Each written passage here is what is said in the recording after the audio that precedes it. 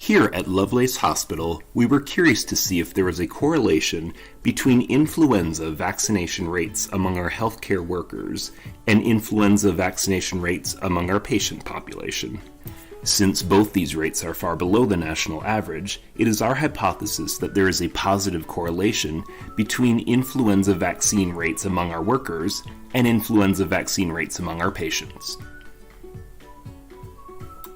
And now it's time for some fun with statistics. These statistics represent vaccination rates among Lovelace employees and among our patients. Let's look at these a little bit more closely. The Pearson correlation coefficient from the previous data would be 0.53, which indicates a moderately strong positive correlation. The p-value for the statistics is right around 0.05, which would indicate that the values are statistically significant and that we can likely reject the null hypothesis. An assumption for this data is that Lovelace employees who are being vaccinated for the flu elsewhere are notifying employee health so it can be recorded appropriately. These statistics seem to suggest that our patients are less likely to be immunized against the flu if our workers in our facility are not being immunized themselves. Research seems to support the initial findings of this data.